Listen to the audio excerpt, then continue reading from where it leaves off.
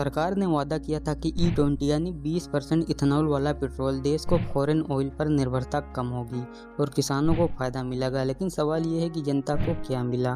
Petrol सस्ता हुआ क्या? गाड़ियों का खर्चा कम हुआ क्या, या फिर फ़ायदा कहीं और चला गया?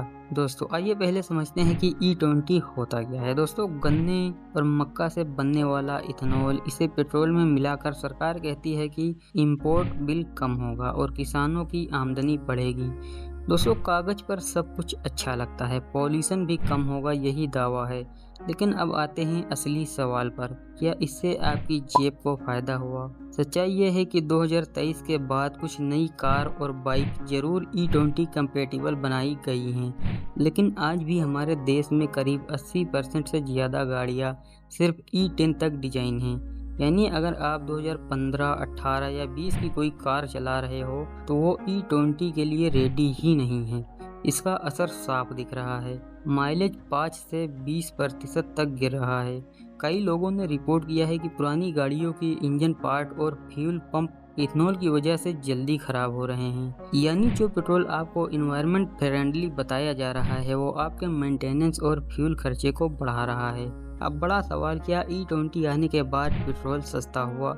जवाब है नहीं। पेट्रोल पंप आज भी दाम 95 से 105 रुपये प्रति लीटर के बीच ही घूम रहा है। सरकार को फायदा हो रहा है क्योंकि इथेनॉल देश में बनता है और क्रूड ऑयल का इंपोर्ट कम होता है, लेकिन ये बचत आम जनता तक पास ऑन नहीं होती। टैक्स और प्राइसिंग सिस्टम ऐसा है कि कंज्यूमर तक कोई राहत नहीं पहुंचती।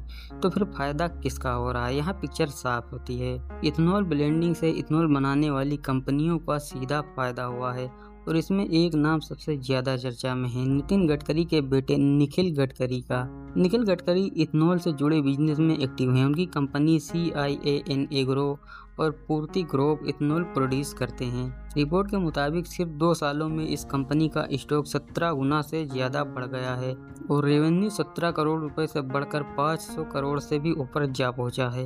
यानी E20 पॉलिसी ने सीधा बूस्ट दिया है उन कंपनियों को जो इथेनॉल बना रही हैं। अब सोचिए, एक तरफ जनता को ना पेट्रोल सस्ता मिला, ना गाड़ी का खर्चा कम हुआ, माइलेज गिरी, मेंटेनेंस बढ़ा, और दूसरी तरफ इथेनॉल कंपनियों का मुनाफा आसमान छूने लगा और उन कंपनियों से गडकरी फैमिली का नाम भी जुड़ा है। अब असली सवाल ये है, क्या ये पॉलिसी जनता के लिए बनी है या फिर प्रॉफिट के लिए?